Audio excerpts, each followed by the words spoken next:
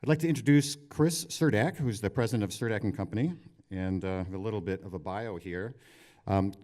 Chris is an industry-recognized expert in big data, analytics, cognitive computing, robotic process automation, artificial intelligence, organizational dynamics, and digital transformation. So a lot of stuff. It's like your whole resume. Chris has more than 20 years of experience in all these spaces and is an author of a couple books. The first one is Jerk, 12 Steps to Rule the World, and the second is Data Crush, How the Information Tidal Wave is Creating New Business Opportunities. And I guess there's a third, The Care and Feeding of Bots, which is set to be released later this year. So without further ado, I'd like to introduce Chris.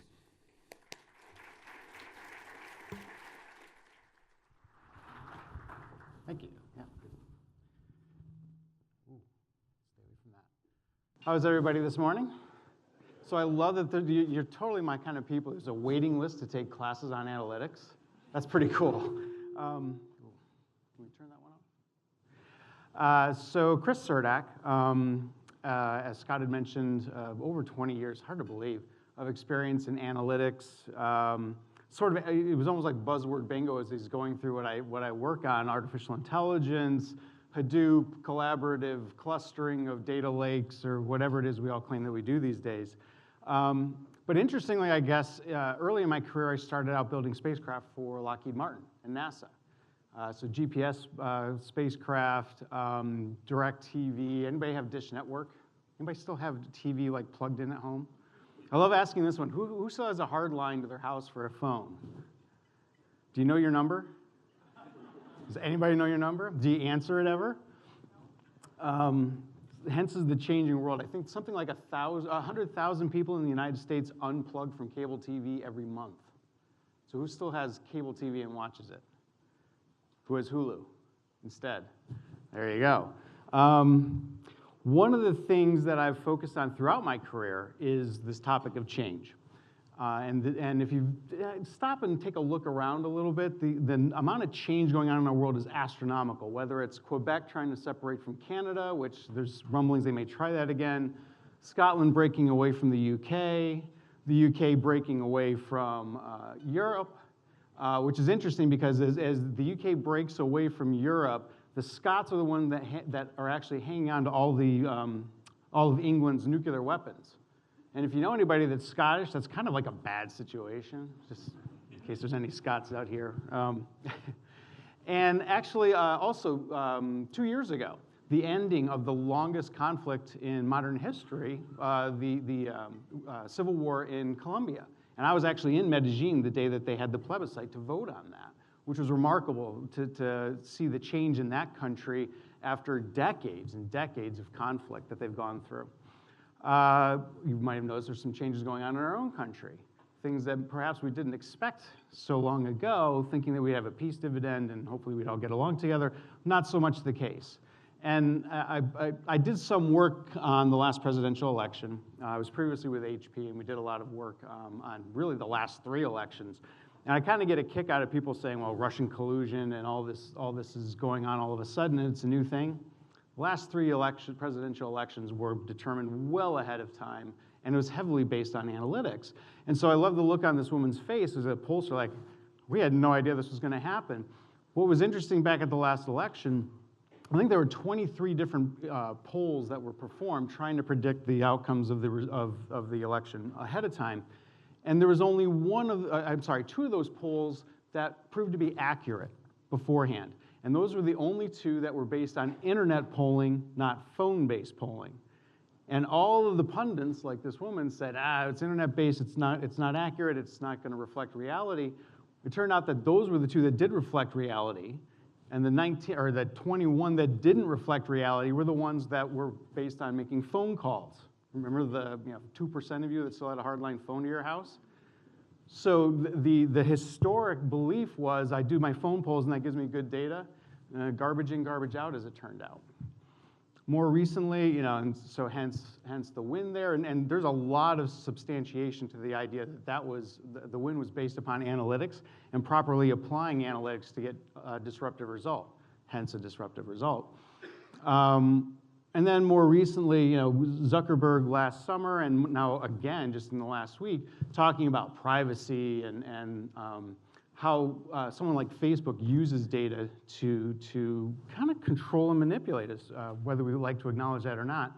Later in my career, I actually went to law school because about 10 years ago, when I was writing my first book and doing a lot of this sort of analytic work on social media, it occurred to me this is going to be a really interesting space, what we do with this information, excuse me, and how we put it to use for good or for bad. And that was really the nature of both my books, and I'll get into that a little bit as we get farther in the presentation. But I find it interesting that typical of governments, probably about 10 years late, we start asking questions like this of maybe they're too powerful, maybe they have too much control. Right about the time, there's very little that we can do about it, which is something else we'll talk about.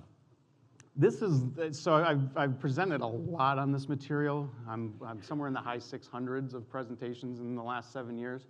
But one thing that has come across consistently in my work with companies and governments on this topic of change is, I call it the 6 new normals. 6 things that I'm seeing throughout our society based upon the use of data and analytics and things like social media to bring about these changes. The first of these is quality. And if you're like me, so who here is Six Sigma certified or lean or anything like that? Right, so at this point, I think I'm a ninja black belt warrior with oak leaves and clusters, et cetera, with this training. I've gone through decades of Six Sigma training. And what's interesting is, if you remember using a cell phone not so long ago, you'd be dropped during the course of a call, like every couple of miles if you're driving or whatever. Now if I get dropped, I get really annoyed. And what I find interesting with the quality revolution, after half a century of trying to achieve perfection, the definition of quality has changed.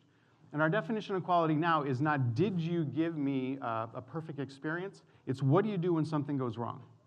And how quickly do you respond? Because I have a presumption of perfection now.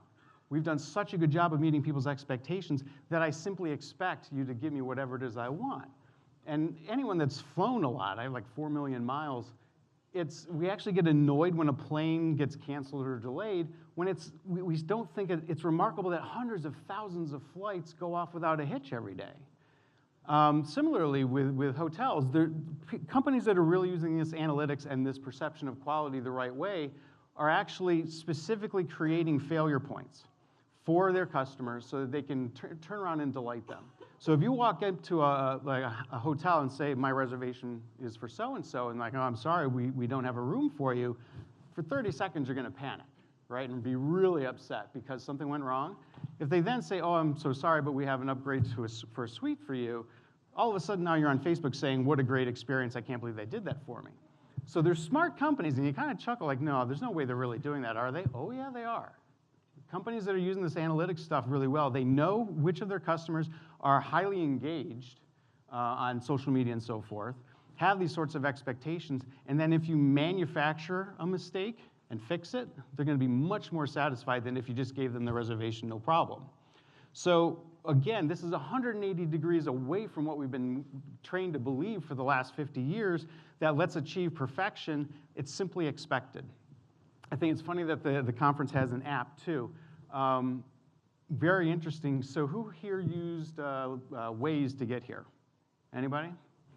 Okay. I think Waze is going to someday be used as a mechanism for population control, because if Waze tells you to drive off of a cliff, you will, right? When I was in Colombia, Bogota, back in December, my driver just kept going in circles because Waze kept saying go in circles. I'm like, look, we're trying to get a block down the street, but I'm just going to do what that app tells me to. I think at this point, something like you and I collectively have downloaded, in the 11 years there's been a smartphone and an app, we've collectively downloaded 250 billion apps. 250 billion, that's a lot of apps. But about 98% of apps are downloaded, opened once, and never opened again. So you have a 98% chance of failing with your app. The other 2% of apps are ones like Waze that I can't live without them. Or can you imagine going through a day without Googling something? These apps become absolutely tremendously important to us and lead to this quality of life and this expectation of perfection. So you have a 2% chance of becoming one of these apps I can't live without and a 98% chance of failing. New normal number 2 is ubiquity. After World War II, we worked to build global supply chains and take slack out of those systems. And we did such a good job that I can literally have anything I want anywhere I want. I was once giving a presentation in Moose Jaw, Northwest Territories in Canada. It's a really rocking place. Actually far colder than it ever gets here, too. But we had fresh pineapple that morning. And we all know that fresh pineapple is endemic to above the Arctic Circle, no problem. Just like fresh strawberries out here today, because strawberries are in season right now, aren't they? And what's a season? So the challenge with this is once we've actually have built up our logistics and supply chains to the point where I can have anything I want anywhere I want, I have that expectation now. And you're only going to get noted if you don't meet that expectation. It's sort of like the quality thing. You better have it, and if you don't, you're noted for failure. Number 3 goes with that is immediacy. I want it now. In my first book, Data Crush, I call this appification, or appified. You got 30 seconds or less to solve my problem for me. And if you don't, there's 30 other companies that have their apps that'll solve my problem just as quickly. And we've actually trained people to have absolutely no patience whatsoever because it's that easy to switch to someone else. Switching costs are gone. And if you look at a lot of studies on younger generations, Millennial and Gen Z, the notion of brand has disappeared. Right? They've been bombarded with advertisement from their very earliest years, and so they don't even notice it anymore. So a lot of the things that companies count on, brand, advertising, marketing, trying to capture eyeballs, has no weight whatsoever with the younger generations. What does have weight with them is solving my problem instantaneously. Again, that's how you become a 2% app instead of a 98% app. This ties to number 4, disengagement. I don't care what it takes for you to give me what I want. I just want it. In fact, I'm going to reward you for hiding from me the cost and complexity of giving me whatever it is that I want at this particular moment. This is incredibly difficult for all companies because you don't necessarily have a budget like Apple or Google to give that instant gratification, awesome user experience that we get. But the expectation is there that you will do so. So this disengagement is in your industry, maybe it's illegal to take all of my data and pre-populate an application for a mortgage, let's say. But I don't care. I just want you to give that to me and hide from me the cost and complexity to deliver that experience. It's a really difficult new normal to live with. Number 5, intimacy. Interestingly enough, I mean, we're all connected. We're doing social media. We have all kinds of friends or people that we connect with. And I mean, you're on Facebook connecting with people you went to high school with, and you didn't like them in high school, right? But you have something in common with them, and you're looking for some connection. And so I reconnect with those people because of this hunger for intimacy. We're constantly connected, but we don't feel connection. And this is a real important thing, and this is where data analytics comes in.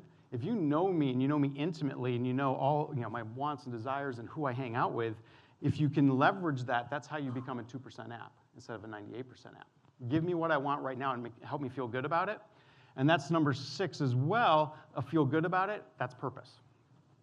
Very true of younger generations. There's this sense of why am I here? How do I make a difference? How do I matter in the world? And this is why you'll go to Starbucks and you'll pay $11 for a non-fat, solar-powered, gluten-free latte that's sole source and organic, when you could have gotten a 32-ounce Big Gulp at 7-Eleven of coffee for like $1.25.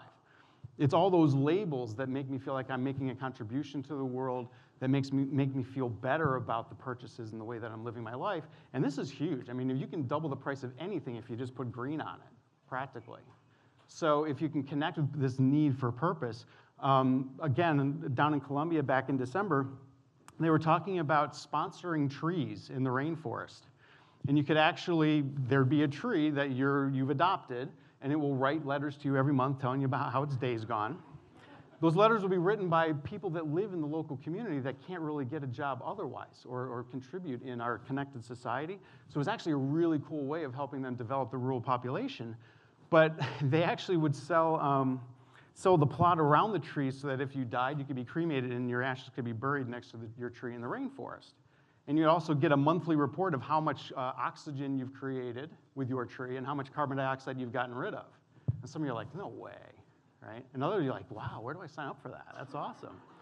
So again, these are the sorts of changes that we're going through, and those 6 new normals have to guide all aspects of your strategy as a business if you want to remain relevant. In several years of doing this work, I was struck with this idea of why do we cooperate at all? What would make people want to work together? And what makes us social beings?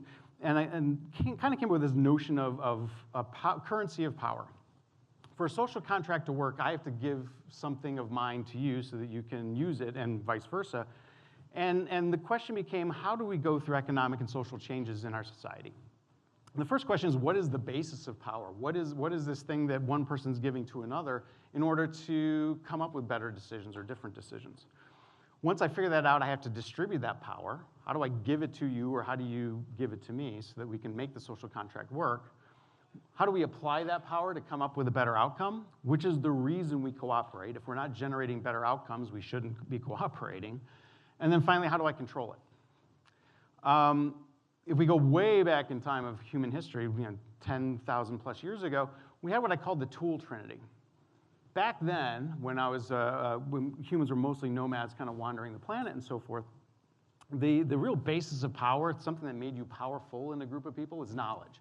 If you knew where to find fresh water, you were powerful. If you knew how to make a stone into an arrowhead, you had power. So what you knew, and frankly what you could carry on your back, because we hadn't yet domesticated animals, was the basis of being wealthy. How did I distribute that knowledge? With memories. I would remember where I got fresh fruit roughly this time last year. Let's go back again, and it should be there. How did I apply it? Storytelling. Hey, come with me over the hill. There's fresh water. Believe me, I've been there before. So that's how I actually distributed it how I applied it to try to get those better results. How did I control it? Teaching. If I taught you how to make a fire, but not your friend how to make a fire, you had power, the other person didn't. So for tens of thousands of years of human history, this is how things worked in our society as a nomadic society. At some point, we realized, some places are better to hang out than others. And all of a sudden, land became the basis of power. If you controlled land, you became powerful. This is true for 5,000 years, 6,000 years of human history. At that point, how did I distribute that power? Hierarchy, or heredity. If I was the king and you were my son, you would get my power once I died. How did I apply that power to get different outcomes? Edict. The king or the duke or the baron said, you will do this, and you better go and do it. So that's how I actually applied that power to try to make more power. And then finally, how did I control it? Violence. If you didn't do what the king said, I'd either kill you or throw you off my land. Either way, it was a bad day for you. Okay? So for 5,000 years of human history, this is how things went in our society. Until about 250 years ago, we had a little upset in the world that led to things like the United States, the French Republic, and so forth. And we switched from land being the basis of wealth and power to capital. Hence capitalism that we have today. How do we distribute that capital-based wealth? Bureaucracies. Okay, if I had money, if I was a banker in London and I wanted to invest in the gold rush in California in the 1840s, my money was going to be tens of thousands of miles away and like a year away in time. It would take 6 months to get the money there and 6 months to find out if it got there. So I needed a bureaucracy to manage how that capital-based wealth was distributed all over the world. How did I apply it to come up with better, more capital? Process. Who has a map like this at your desk? Or who has, right? I've been doing process engineering for 25 years. And you get cross-eyed looking at this stuff all the time. And what are all my exceptions or outings? And what's the happy path? And all that stuff we talk about as we did, if you were like me, you did re-engineering in the 90s, and everything old is new again. Because it's the exact same conversations and the exact same problems that we're facing. You'd think that we'd make some advancement in all of this.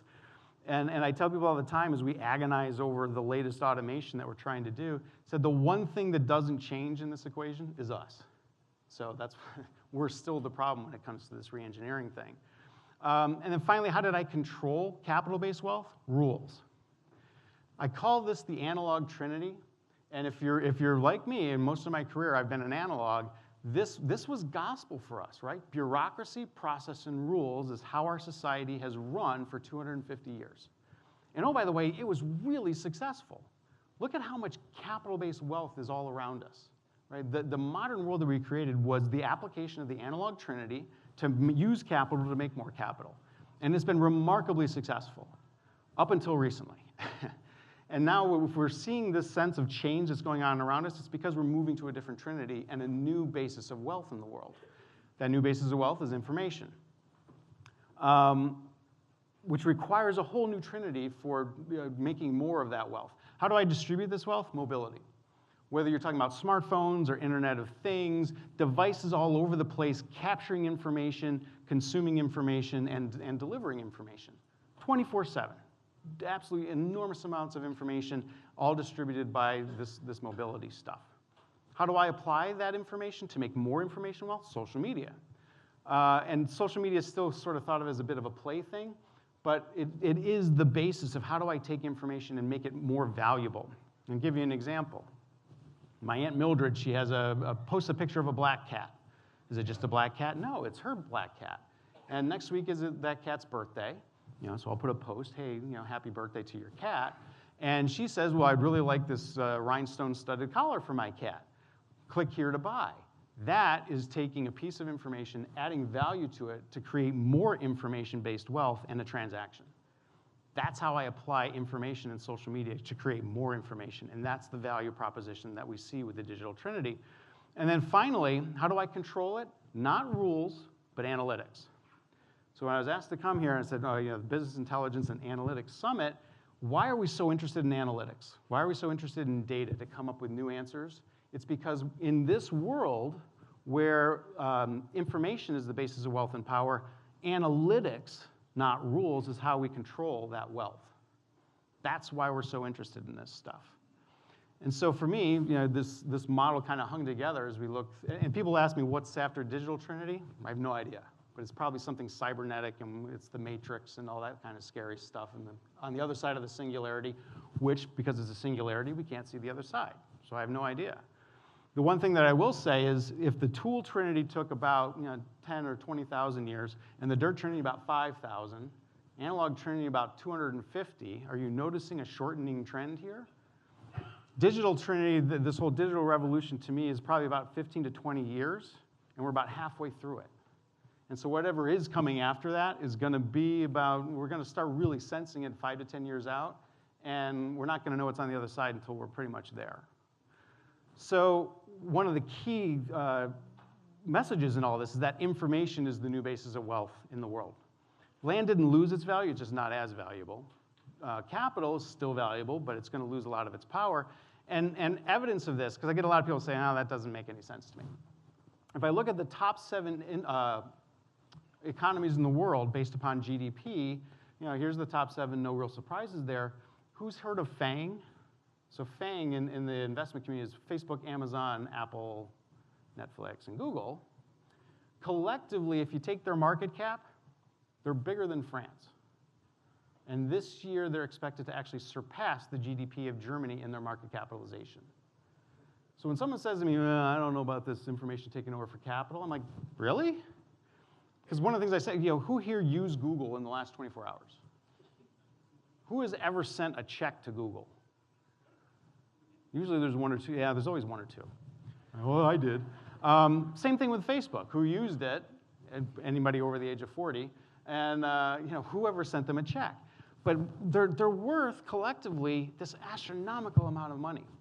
And I thought it was very interesting. I think 2 years ago, Google was looking to buy one division of AIG Insurance. And it wasn't because they wanted to necessarily get in the insurance business. They wanted the data from that insurance business. And Google is actually licensed to sell insurance, I think, in 43 states across the United States now. They haven't done anything with it yet, but I find it fascinating that they want to. And so these companies are using information to dominate the world that we're moving into rather than the world that we're coming from. So the buzzword bingo we started with, people talk about digital transformation all the time, and what does that really mean? It's not really a buzzword to me. It's a real thing. It's a move from this analog trinity of bureaucracy, process, and rules to create more capital wealth, and instead going to the digital trinity of mobility, social media, and analytics to create information wealth. And in fact, the faster you convert capital wealth to information wealth, the more successful you will be. Wall Street for years didn't understand Amazon. They looked at Amazon and said, this company makes no sense because they don't make a profit. No, they do make a profit. They make a huge profit, but it's not a capital-based profit. It's an information-based profit. They were making tomorrow's money, not yesterday's money, which you can clearly see in how they operate today. This sort of leads to this digital hierarchy then of how do I move from one to the other. We started with analog processes and analog inputs and outputs. So a contract was literally a piece of paper that I'd sign, and I'd physically move it to place, and the result would be a physical result, a signed contract. And you've probably experienced that, buying a house or something, I needed a physical piece of paper and a wet ink signature. That's where we started with most of the capitalist era. And then we did a couple of decades of digitization. And what was that? We had the exact same process, but it happened to be in a computer. And instead of a wet inked physical piece of paper as the contract, I had a PDF. So who here is struggling with how do I ingest PDFs and put it in my SAP or my Ariba system or whatever, right? It's like everybody has this problem. It took 30 years to convince lawyers that a PDF was okay. But now I still have to have someone hand key that into a computer somewhere. So I'm still in this digitization. Same old process, same old inputs and outputs, they just happen to be in a computer. Now some of us have gone to digitalization, and it's a subtle, 2 letters makes a big difference. And this is where I'm actually using some data to enhance that old analog process that I followed. I was recently looking to sell a house, and now you can DocuSign, and you actually have it on your iPhone or your smartphone, and you can sign remotely that way. It's still sort of the same process, but it's data enabled. It's data enriched. It knows a little bit more about me. It might pre-populate some of the fields, even though it's not supposed to because of privacy, which is an illusion anyway. And we can get more optimal results in our process, and we get more optimal outputs. So it is data enabling that same old historic process that we followed for hundreds of years to get slightly better outputs. What would be an example then of digital transformation? That's saying, the whole way we used to do a contract makes no sense. We're going to toss the whole thing, and now we're going to do something like smart contracts on a blockchain, where the whole world can see what the basis of the contract is, and it automatically executes when it happens. The transformation and that's very much a social media and a distributed mobility and analytics answer. It's a digital trinity approach that's information-centric, not capital-centric. So digital transformation, again, is going from this analog trinity to make capital and control capital to the digital trinity to make and control information. And there's steps along the way. Very few of us have actually experienced digital transformation, but it's sort of that thing that we're going to have to figure out in the next 5 to 10 years while we still have time. Okay? And one of the keys there, it's about innovation rather than improvement. A lot of what we've done in the past is try to improve the way things have been, as opposed to saying, we got to do something entirely new. And we have to take a big risk here. Who's done ROI analyses as you're trying to justify, right? And who here has now tweaked the answer or tweaked your assumption so that you get the output that was required, right? So how much faith do we put in ROI analyses? Well, but it's a process that we're all used to and we're comfortable with, so we go through it. But can you imagine trying to calculate the ROI of the iPad when Steve Jobs was first coming up with it? It was something that nobody ever had before. They never used it before. I mean, when it first came out, he got trashed a lot, different problems that it had, but it's transformed our lives. It really has. So that's one of the ways you know that you have an innovation. You have no idea what the future value is going to be, but it just feels right, which makes most of us very scared. So real digital transformation is this is innovation rather than merely an improvement of the way we used to do things. One of the other things I also see tremendously in the analytic work is creeping towards creeping. And there was a discussion several years ago about Amazon doing predictive shipping. And what I always talk about with this creepy factor of that is if something's shipped to you predictably and you didn't want it, I failed. Right? The whole point is that I ship it to you predictably, you didn't want it, but now you're excited about it. That's success. It's not enough that you kept it, you gotta like it. And so I really need to understand this creepy factor. With my law degree, I do a lot of stuff in digital evidence as well. Who here has like an Echo or Google? So a lot of people ask the question, is it always listening to me? Kind of a rhetorical question, isn't it? I was actually preparing for a panel with multiple attorneys, and we were on a teleconference together, and someone had said, hey Siri, as we were talking, and the one woman's phone answered as we were talking. Well, that pretty much put that one to rest. So the answer is yes, they listen all the time, And so much so that I believe now in the United States there's like 12 different cases where a murder was recorded by one of these devices, and the judges are trying to get Amazon or Google to release the recordings to use as evidence. So the creepy factor is definitely there. About 4 years ago when I was with Hewlett-Packard, we were meeting with Samsung, and they had exabytes of data that they needed to analyze. And do you remember when it came out that the Samsung TVs had the camera in the front of the TV that was watching you while you were watching it? And everybody freaked out for about 72 hours, and then we collectively forgot about it. And I remember a woman asking me, well, do you mean it's watching me when I'm naked? I'm like, well, yeah, but it's watching a billion of us, and you're not that different. So just get over it. But every time every time I hear someone talking about privacy and we're so worried about it, we're not really that worried about it as long as we get good coupons and we get good TV programming. But we're actually building this expectation of creepiness. Anybody use Amazon Dash? Are you familiar with it? So Amazon Dash is for a bunch of different products that Amazon produces. You can have this little device that, in this case, on your clothes washer, it sits on the device, and when you run out of detergent, you just hit the button, and it'll be automatically delivered same day by Amazon Prime. Sounds really cool, right? And what they don't tell you is there's like a little vibration sensor in there. So if you buy a box of detergent with 50 loads, when you're on load 49, it knows, and it's just going to send it anyway, right? Which is the point, and they know the frequency with which you use this material and so forth. There's tremendously valuable information. And so now they have these dashes for all kinds of different things. And in fact, you can ask for custom ones. But it's really to figure out your usage patterns and your behaviors and so forth so they can understand you more. Now, the whole usage pattern thing becomes interesting depending upon the products you're talking about. It could be that, adult. I actually had this slide in a presentation for a healthcare system, which beforehand I didn't realize was a Catholic-oriented, and so there's about 50 nuns in the audience, and I'm like, okay, AV, I need to talk to you. And it gets even worse than that because who here has heard of Icon? Anybody have a Fitbit? Or something like a Fitbit? So Icon is like Fitbit, but it's like a smart condom that keeps track of usage and performance, and actually we'll post that on Facebook or other social media if you like to, so you can kind of like give that information out to the world if you think that's important.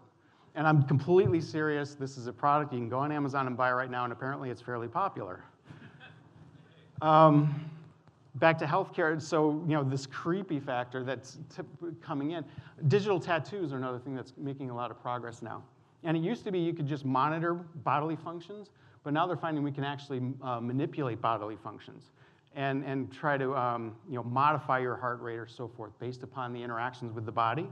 So you get direct digital connections with the body. And so people talk about the Internet of Things. I like talking about the Internet of Us, right? Because pretty soon you'll be friending your kidneys on Facebook. And if you go out on a Friday night and have one too many, your kidneys will post like, dude, what were you thinking? Man, that was pretty rough. And the problem is they're also going to post that to your health insurance carrier, who's going to hit you up for a 40-cent charge for having one too many last night. Or if you don't have one too many, you get a 40% or a 40-cent discount. Anybody have Progressive, the snapshot for your car? So you get like a 20% discount based upon your driving behavior, emphasis on driving behavior, right? Because they know that you normally speed down your 30 mile per hour residential zone street and it's very much a carrot sort of thing right now where, okay, I'll give you a discount if you're a good driver, but inevitably we're going to have the stick, which is I'm going to give you a hit if you're a bad driver. But that stuff is literally coming out right now. Anybody, and I love this one too, when we talk about privacy and issues of what you know about me, anybody hear of Habit, the company Habit? So Habit is a company where anybody do like the food delivery stuff where you get food delivered every night and you kind of make it yourself and cook that up, like Blue Apron, I think. Are they still around?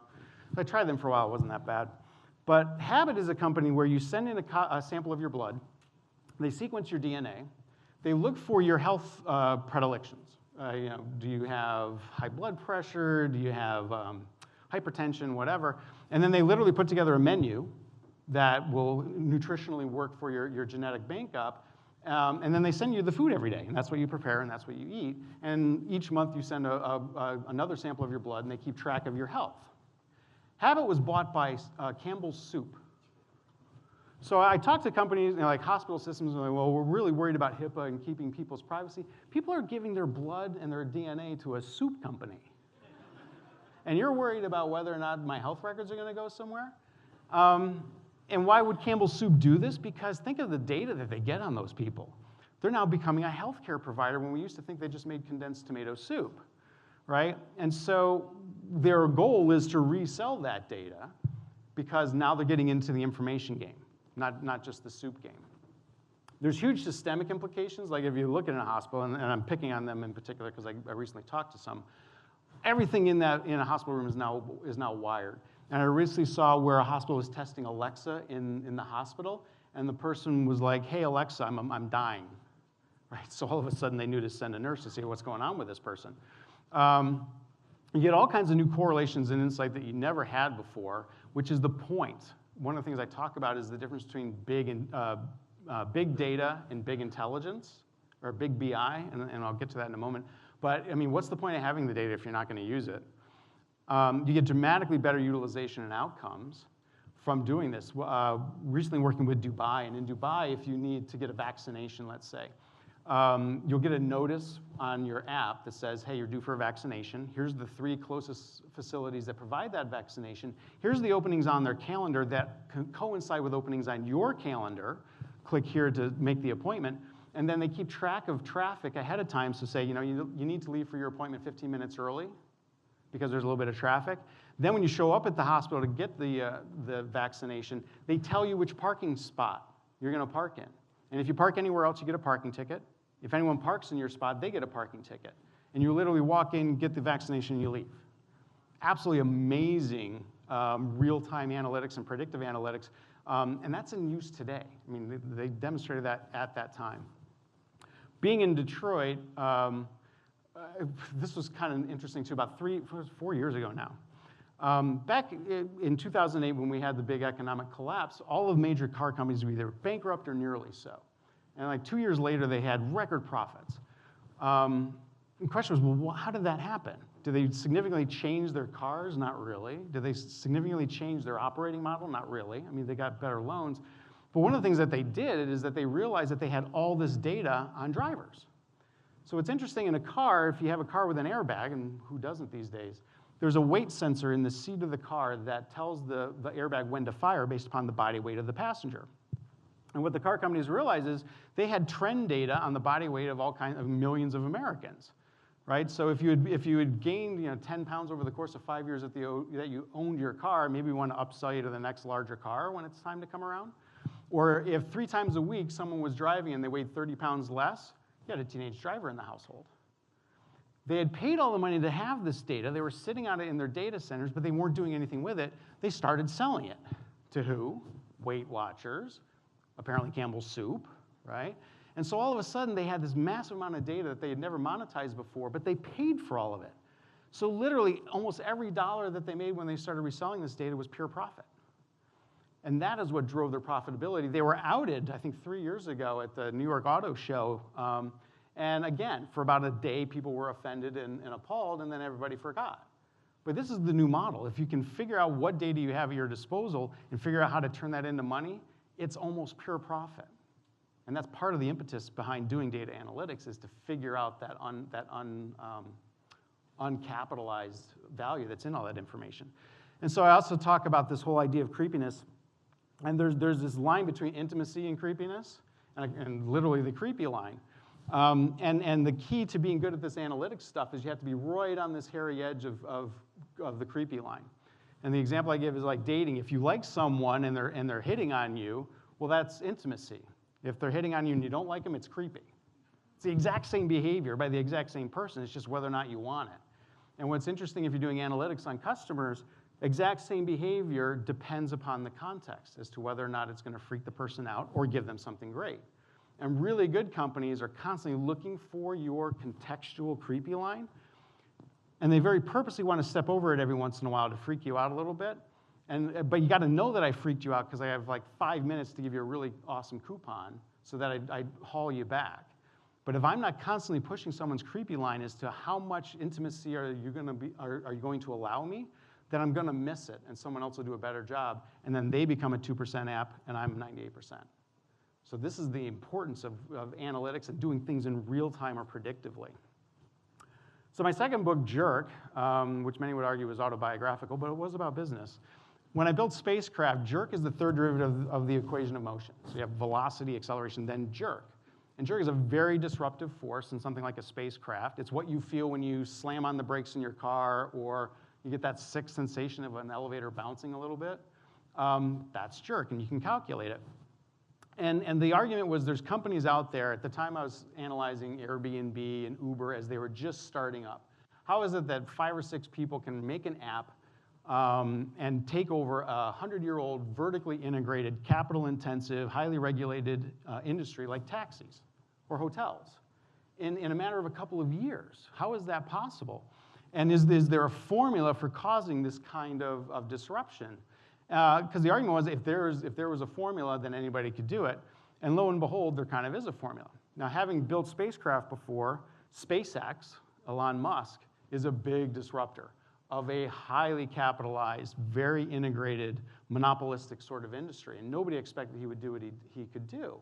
And what I love with Jerk, if you're not planning for it, you can have these, he called it the one explosion of one of his rockets, he called it a rapid unplanned disassembly. It was pretty novel of him, I think. But then he does something like launches spacecraft or launches car on the way to Mars and doing things that would otherwise seem impossible. So this sort of disruptive formula is possible in almost any industry. And what I'm finding is any place you look, you'll find it. And so the question is, are you a first mover or are you a follower? And if someone's accelerating away from you, your ability to follow gets hurt pretty quickly.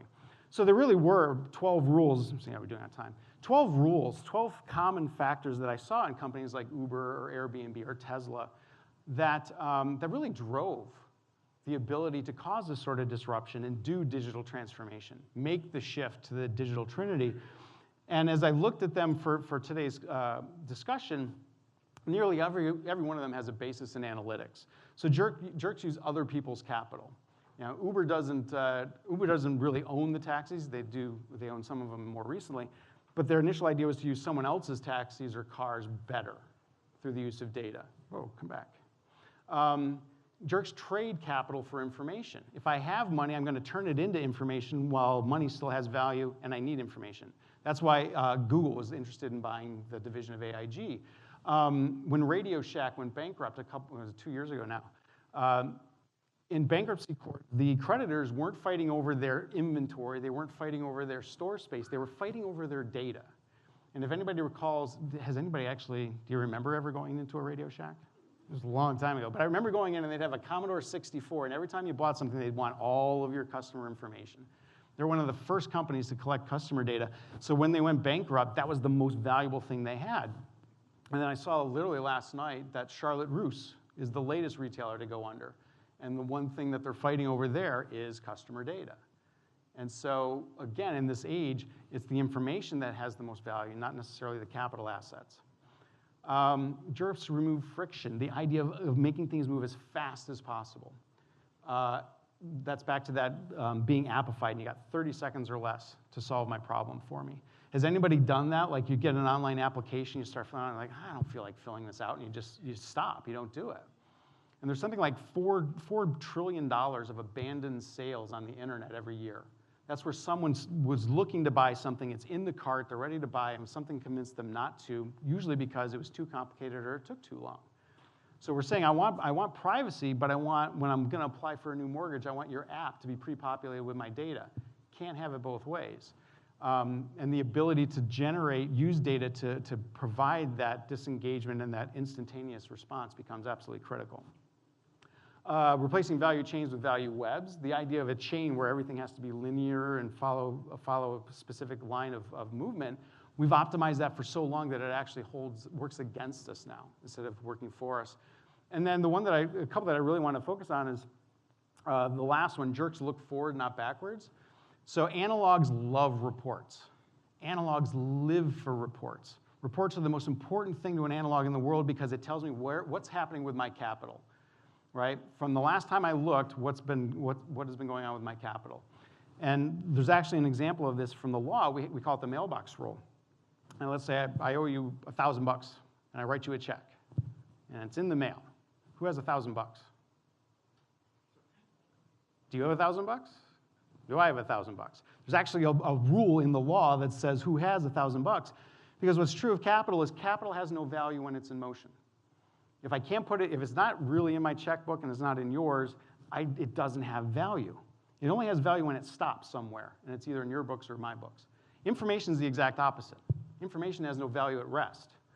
And forgive me for those of you that work with it, to me, that means like a data warehouse is the dumbest thing we've ever come up with, ever, except for maybe a data lake, which should be called a data swamp usually, because it's kind of putrid and kind of messy. But the idea of warehousing information is like the last scene of Raiders of the Lost Ark, where I'm putting the Ark into a huge warehouse and I never do anything with it.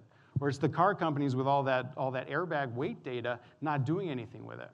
So it's a key thing as you're looking at the analytics work you're doing, information has no value at rest. Capital has no value in motion. And this ties back to reports. Business intelligence, to me, and I talk to people that do this a lot of the time, to someone who does business intelligence, a report is an output. It's when I'm done. It's the thing that I'm producing. If you're doing analytics or big data, a report is where you start. Here's some information. What does it mean? And that's a fundamental difference between people that are doing reporting and analysis. If the report is when you're done, you're doing business intelligence. If a report is where you start, you're doing analytics. And that's that's required to do this digital trinity stuff, is putting that information to work to get new outcomes and to get new results. And then number 11, jerks do then learn, not learn then do. This is a real fundamental one. So you're 4 years old, you're in the kitchen. Your mom says, don't touch the stove. What's the first thing you do? You touch it twice just to make sure that it hurt, right? And so our brains are wired to do then learn, and we grow up doing and learning from it. And then we go to like college and we go out to the professional world, and what do? We learn then do. And so before we take any action, because we can't waste capital, we don't want to do something wrong, we have to learn, and then maybe we'll do something. And that's why we have the Tiger teams that are working on a cooperative, collaborative platform, and we're coming up with an RFI for an RFP, for an RFQ, for an RF something, usually at an offsite, right? Because we have to learn before we do anything, because heaven forbid that we actually waste capital by making the wrong decision. And that's exactly the opposite from how our brains are wired and how we grew up. You do then learn, and you do it quickly. So one of the things, if you look at an Uber, an Airbnb, or other jerks, they act really fast. They actually embrace the idea of getting things wrong as long as you learn from it, and do it cheaply so you get better and better with time. So what? So this, we brought up artificial intelligence. It's getting tons of hoopla right now. Everybody wants to do AI, and AI is interesting. It's one of those things where it's whatever I can't do today, because the bar keeps moving in the AI space. But that includes robotic process automation, which, as I started out saying, RPA is 1990s re-engineering all over again, but we forgot everything that we learned back then. So we keep revisiting the same things. Cognitive RPA, just a little bit of analytics and data applied to robotic process automation. Chatbots, which are taking off right now and actually is one of the cooler parts of this tech stack. And then really artificial intelligence to me is just applied analytics. It's taking the data and trying to come up with new outcomes based upon it. And what I love talking about artificial intelligence with people that are in like legal or finance, you have to understand that artificial intelligence is statistical approximation at scale. What does that mean? It means I'm giving you my best guess. And I have a client that's oil and gas, and they have invoices that come in that are worth up to $250 million. I mean, when you have a tanker that pulls into a station to unload all the oil that it transported, that's a big check. And when you tell them, well, we can figure out this invoice for $250 million with about 90% accuracy, they're not real happy about that. They kind of really want it to be certain. But in the analytics work that you do, when we talk about artificial intelligence, it's really just applied analytics and statistics at scale. What we're also seeing is that there's a significant change in where you invest your money. Historically, the idea of improvement, being a better analog, is where a lot of companies put their money, and that's this idea of sustaining or improving or maintaining my current processes and systems. That's actually becoming a much more risky approach as this change is going on all around companies. So you may have found that in the past you've had to really struggle to get funding for things like analytics or social media or coming up with a new app. That's actually becoming riskier and riskier as this change is accelerating more and more. And that's a lot of the guidance we're giving to clients is that if you're not putting at least basically 10% of your budget into actively disrupting yourself, you're in big trouble. I'm doing a thing for a banking industry later in the month, and they talk about fintech, and some of the most innovative companies in the world are 5 people that come up with an app and doing unlicensed and unmediated or moderated work in financial services. Things like micropayments and so forth, absolutely hugely disruptive. And again, because they don't follow rules, because they're jerks, they kind of do whatever customers tell them to based upon your clicks and your demands, and then they deal with the regulatory implications later. I think it's interesting that both Lyft and Uber have regulatory fines is just a line item in their budget. Right? Because Uber's illegal in half the places they operate, but hey, if I'm going to make a profit on it, I'll write off the fine and then move on. As long as you like their service, they're going to keep doing it. And this automation that's coming on, I like this flow. It's instead of having people following processes to support a technology, we're using technology following processes to support people. And again, this is this reorientation of digital transformation. Again, that's not just a consulting term that we use to try to sell services and products. It's an actual thing that's happening in our society based upon the earlier model. And this leads to, again, kind of why I got into the legal aspects of this. I tell customers all the time, if you're not answering questions where you're not certain of the answer and you're not really uncomfortable, you're probably asking the wrong questions. In an era of this degree of change, if you're like, I'm certain of the right thing to do, you're probably wrong, right? You should be up at night staring at the ceiling and saying, whoa, I don't know if I'm doing the right thing here or not, because we're in a world with so much dramatic change going on. And because of the various biases, all technologies are simply levers to human abilities, or inabilities, as the case may be. And so if I apply artificial intelligence, I'm trying to consume way more data than a typical person can consume to come up with better decisions. But humans are still the ones that do the teaching. And we're still the ones that pick the data to train. And we're still the ones that interpret the outputs, hopefully. There's nothing that's scary to me than unattended, open-ended artificial intelligence, because that's the really scary sci-fi stuff that's out there. And people are fighting over this a great deal. But as you get into this artificial intelligence or really advanced analytics, if you're not having these sort of ethical dilemmas, should I even provide this offering or this service? Should I even use the data that I'm collecting from habit and your preference for chicken noodle soup is going to kill you, right? What do I do with that kind of information? And that's the indication that you're actually hitting the advanced parts of this if you're not really certain what the answers are. Come on. I think Domino's is presenting later today. Has anybody seen this Dinner Bell app that they released? So it's pretty cool. It's every time you order a pizza, your friends in the local area are notified that you have a pizza, and they can kind of show up at your door and, hey, feed me. Right? So it's taking like ordering a pizza and turning it into a social event, so much for privacy and so forth.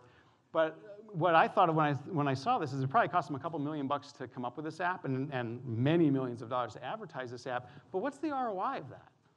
And how would you calculate it? And how would you estimate it? It's a cool idea for some small proportion of their customers, but trying to come up with a business case to support it is potentially pretty difficult. And the other example I use of digital, anybody here like Cheez-Its? As a kid, I loved Cheez-Its. And if you were like me, you dug through the box looking for the 2 or 3 crackers that were kind of overdone. So the darker ones were the best. And it was like going through Cracker Jacks. I got to find the overdone ones. For decades, Sunshine Bakery was trying to design their ovens so they wouldn't have any overdone Cheez-Its, right? Because that's a defect. Remember our quality discussion. A couple years ago, Sunshine Bakery asked all their customers with apps and so forth, what's your favorite flavor if we were going to come up with a new flavor? And overwhelmingly, the most desired flavor was overdone Cheez-Its. So for decades, their engineers were working night and day trying to eliminate the one thing their customers really wanted, right? And today, this is one of their most popular flavors. realizing that the thing that they were trying to get rid of is exactly what their customers wanted. Another example, and I'm wrapping up, Oreos. If you've gone to Oreos lately, when they came out with double stuff, everyone's mind was blown, right? They have 2 whole offerings. And if you've gone lately, they have like peep flavored and cayenne pepper flavored and all kinds of crazy flavors. This is diseconomies of scale and scope. So everything we learned in business school is basically being turned on its head in this world. And literally, you have to unlearn what you learned and what worked for the last 250 years. So key takeaways. 6 new normals. That's how you have to set your strategy. Digital transformation is not a buzzword. It's this idea of moving from bureaucracy, process, and rules to mobility, social media, and analytics. And if you're here with analytics, it's a capital A, because that's how I make business decisions in this digital world. And that forms the new rules of how you should act and behave and the decisions you should make. And these jerks, these innovators, are following an entirely new set of principles that are basically the opposite of what made current successful companies successful in order to unseat them. With that, I think I'm out of time. I actually squeezed it in just in time. I don't know if we have time for questions or we're good. Scott? Were there any questions? No. Thank you very much. I hope you find the rest of the conference to be useful and appreciate your time.